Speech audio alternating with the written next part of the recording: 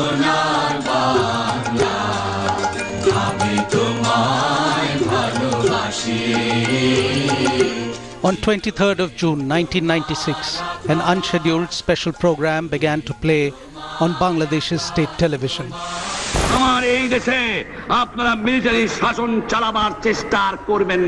To the disbelief of millions of Bangladeshis, the program prominently featured Sheikh Mujibur Rahman, the man who had once been known as the liberator of Bangladesh, the man whose entire family, save 2 daughters, had been gunned down in a coup. For 21 years, Sheikh Mujib had been depicted as a monster, and every effort was made to literally obliterate his name from history books. What changed that fateful day was that his daughter had taken over as the Prime Minister of Bangladesh. Mujib's daughter had a country to win over when she fought the elections. She had been waiting 15 years for the people of Bangladesh to once again vote in an Awami League government. Since then, she has been Prime Minister of her country 3 times. And she is now one of the most important female Muslim leaders in the world. A steadfast friend of India, she is currently on a visit here. Our person of interest this week is Sheikh Hasina Wajid, the Prime Minister of Bangladesh. এবারে সংগ্রাম আমাদের মুক্তির সংগ্রাম এবারে সংগ্রাম স্বাধীনতার সংগ্রাম জয় Bangla Like her fathers, Hasina's connection with India was one forged by political necessity.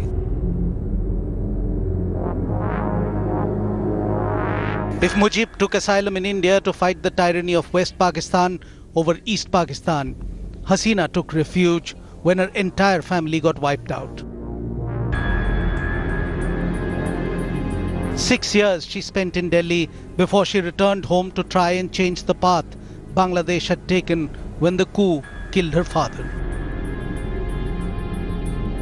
Pranab Babu was sent by Indira Gandhi to Germany to bring back Hasina, because in her estimation there was a political vacuum after Sheikh Mujib's assassination. There was no one else to, hold the reins of the party, hold the party together, and because Ziaur Rahman was riding roughshod over Awami League, was killing, left, right and center all its grassroots level leaders. So Indira Gandhi wanted Hasina to, get back to Bangladesh. In the meantime, she should be in Delhi, prepare herself for the the task that lie ahead of her, and that she wanted her to finish the unfinished task of her father. She was then just a shy homebound housewife, very reticent and very, very hospitable, and all the Awami League leaders who came to India would make a beeline for Delhi, would visit Pandara Road, her flat, and Dr. Wajid was given a job by Mrs. Gandhi.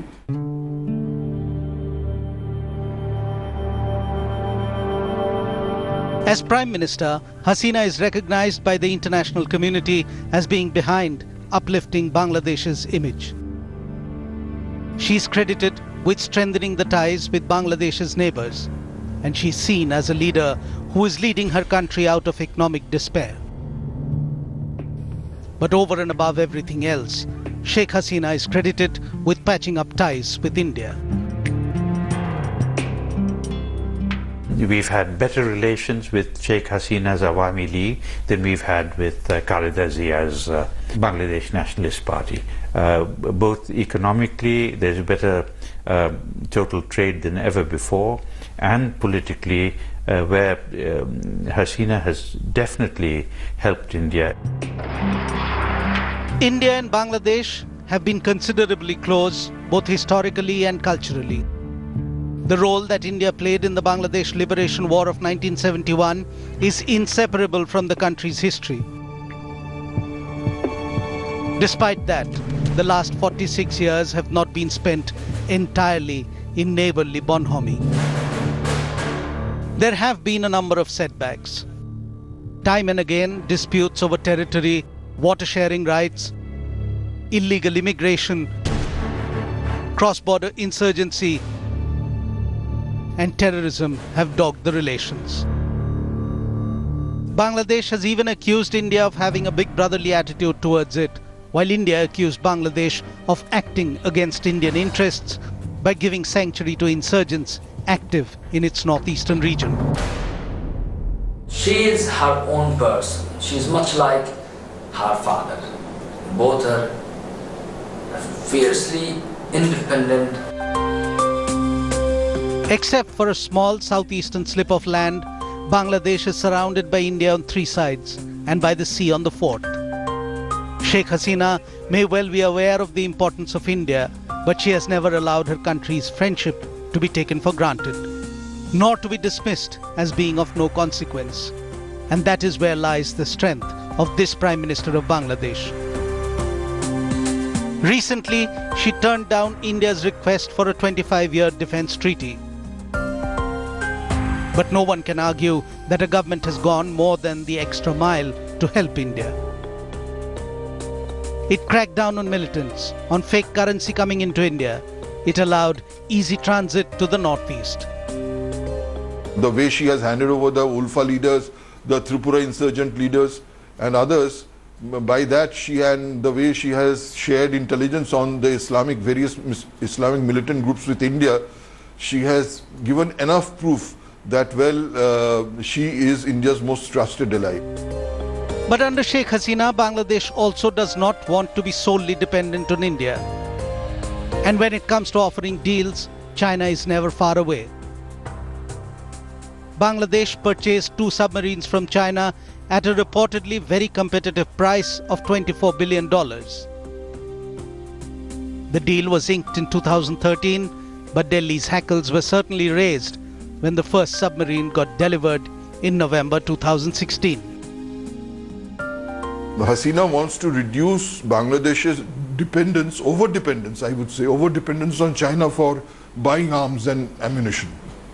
There is a secret agreement which Ziaur Rahman had signed with China, under which China was to provide Bangladesh with all kinds of, it will be a captive market and China will use it for dumping its obsolete weapons, which it has been doing so far. This defense cooperation agreement that Hasina is going to sign with India will ensure that, Bangladesh has another source of buying defense equipment and armaments, that is India.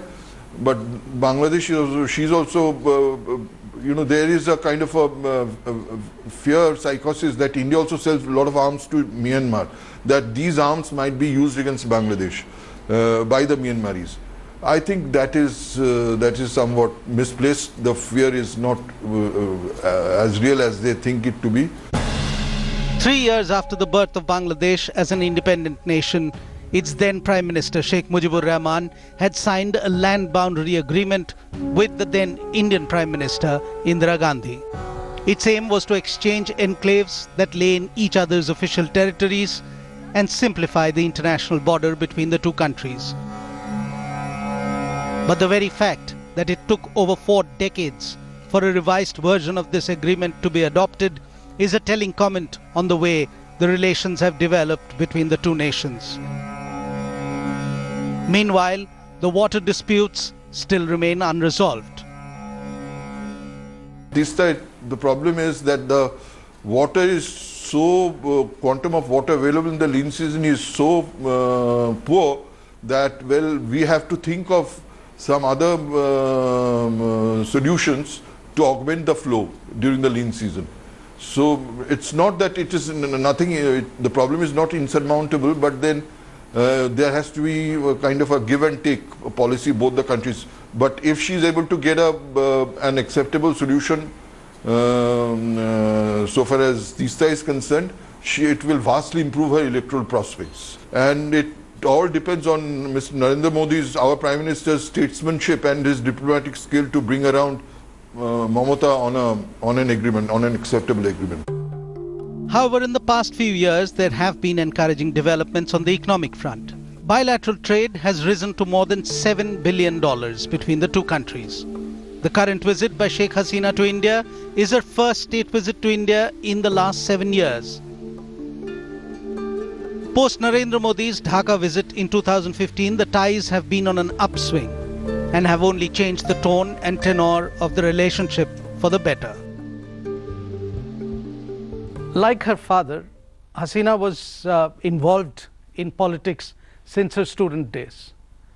She was a graduate of the Dhaka University in 1973, and she had been active in student politics at Dhaka University.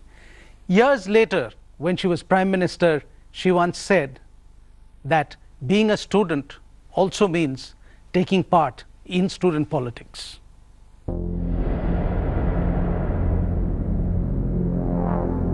As India got ready to celebrate its 28th Independence Day, across the border, early in the morning of 15th of August 1975, a group of military officers began firing indiscriminately at number 32 Dhanmondi Road, Dhaka. Bangabandhu Sheikh Mujibur Rahman, the president of the newly created country of Bangladesh, was brutally murdered. Only 2 members of his family survived: his daughters Sheikh Hasina and Sheikh Rehana, who were in West Germany at that time. The sisters had no other option but to seek refuge with the Indian government. They were flown to India, and in self-imposed exile, Hasina lived in New Delhi, putting back the pieces of her life. It must have been difficult, but gathering her resources, she fought back till she returned to the land her father fought to free, Bangladesh. I have seen her graduating from a timid, homebound housewife, shy housewife, into a cool, calculating politician, and then into a statesman. She's now a statesman. She's an astute politician, and I think in many respects she's done very well. She's made some mistakes, of course, but she's done very well by and large.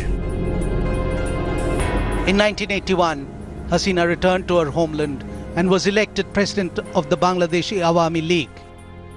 Her life was never completely secure because the people who had killed her father were still in Bangladesh.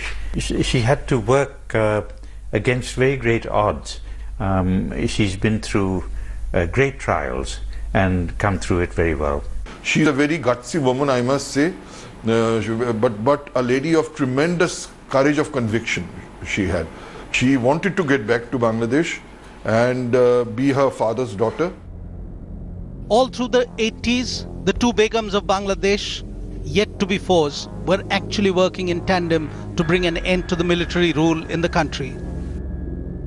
This was the only period when Khalida Zia and Sheikh Hasina, each leading her party, were on the same page. They cooperated with each other closely to bring democracy back to their country. The military dictator, President Ershad, intensified repression to preserve his rule, but failed. Because the joint leadership of Hasina and Khalida was a formidable force, and Bangladesh was seething with discontent. In December 1990, Ershad finally resigned, and an interim government held democratic elections in 1991. In these, Khalida Zia stole a march over Hasina and became Prime Minister. Hasina turned bitter, and her bitterness soon turned to anger when Khalida's government endorsed an existing indemnity law granting almost complete impunity to the murderers of Sheikh Mujibur Rahman. And so began the hostility between the 2 Begums. So when elections were called for in 1996, Hasina decided to pull all stops to win. In 1991, Sheikh Hasina had lost out to Khalida Zia to win the confidence of the Bangladesh people. So in 1996, during campaigning, she was seen sometimes wearing the hijab, sometimes carrying the prayer beads in her hand, and using these Islamic symbols, she wooed the Islamic majority voters of Bangladesh. Now, it possibly did help her win the elections, and she became Prime Minister. February 2013, something remarkable happened in Bangladesh. There was widespread agitation against Islamist parties. Now, this was the first time that in a Muslim majority country, in a populous Muslim country, the population was agitating against Islamist parties. And hundreds and thousands of people came out on the streets against fundamentalism. The youth of Bangladesh had rallied in support of the policies and direction that the Sheikh Hasina government had chosen for the country. Hundreds of thousands of demonstrators massed at an intersection in capital Dhaka.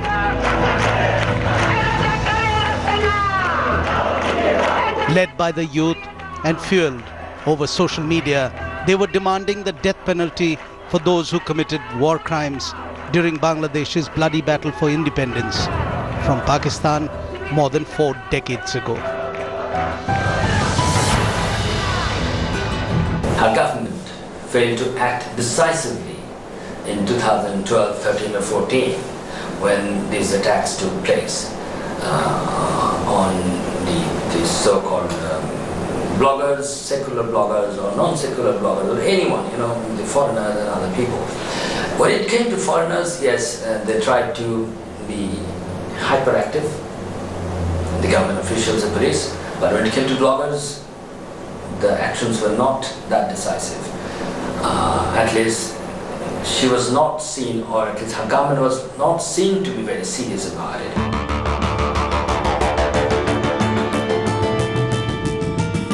In 2010, Hasina's government set up a court that it called the International Crimes Tribunal to finally bring to justice those accused in the massacres that took place in 1970-71. In her second stint as Prime Minister, Sheikh Hasina had the mandate to follow through on a demand that was close to the hearts and minds of millions of her country people.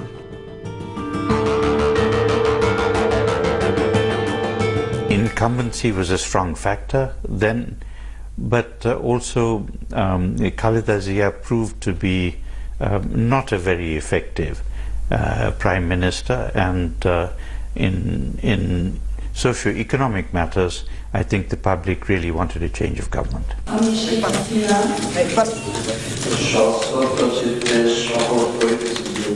In 1996, when Hasina became Prime Minister for the first time, Bangladesh had just seen one democratically elected government after a 2-decade-long military rule.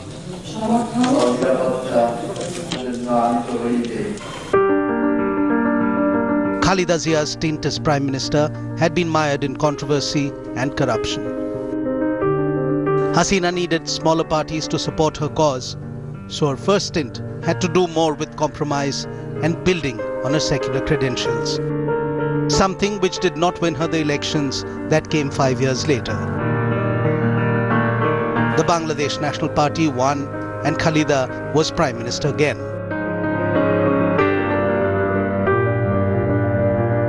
On 21st of August 2004, there was a grenade attack that killed 24 and injured more than 300 people. Sheikh Hasina had just finished giving a speech. She was seriously injured but alive. Years later, she even accused Khaleda Zia of having been behind the attack. But in 2004, what it did was it sort of swung the sympathy towards Hasina and her Awami League, and the electorate started turning towards her.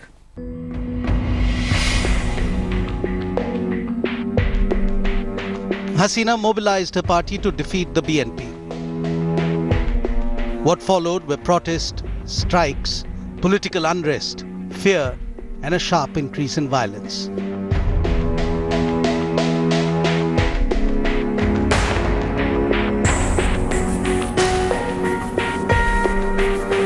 An uncertainty rose over who would head the interim government after Khalida's government came to an end in October 2006. In 2007, Hasina's Awami League and 18 other smaller parties declared they would boycott the general elections of January 2007. The animosity between Sheikh Hasina and Khaleda Zia was greater than ever. The Battle of the Begums, as it was called, had peaked.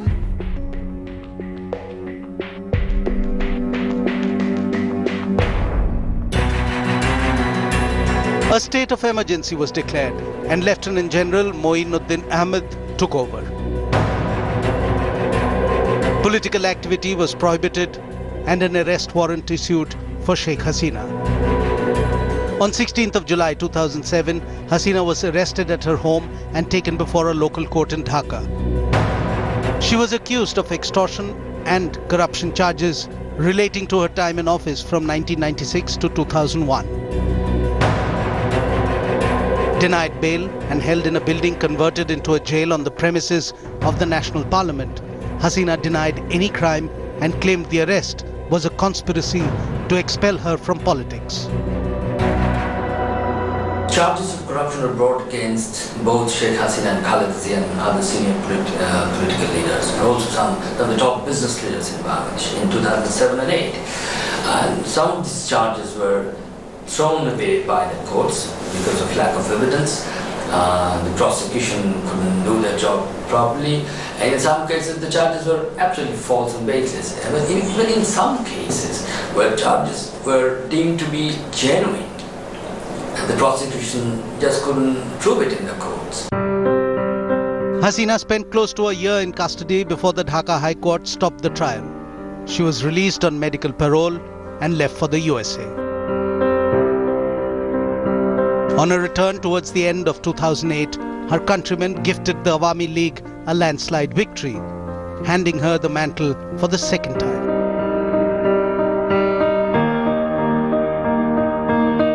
Part of the reason for the victory was the Awami League's promise to bring justice to those responsible for killing hundreds of thousands of civilians in 1971.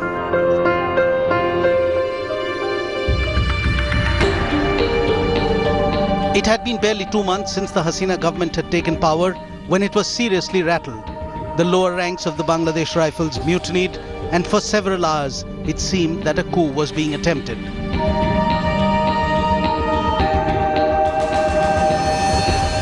74 persons, including 57 army officers, were killed in the abortive mutiny at BDR's Dhaka headquarters.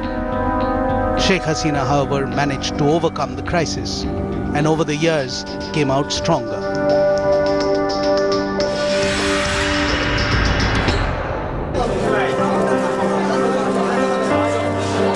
Hasina won the elections again in 2014, and her Awami League got a majority because most of the opposition boycotted the elections. But like before, Sheikh Hasina Wajid became Prime Minister of a coalition government, a government that is striving to give Bangladesh a secular identity, like the one that was envisaged by her father when Bangladesh rose from the ashes of East Pakistan. Awami League has long been described as a left of the center political party. But of late, one would be tempted to say that it's no longer even a centrist party, it's veering to the right. The recent changes in the textbooks and her hobnobbing with the right, trying to appease the section of the right, not all the rightist elements in this country, a section of the right, taking the party to the right, more to the right than to the left.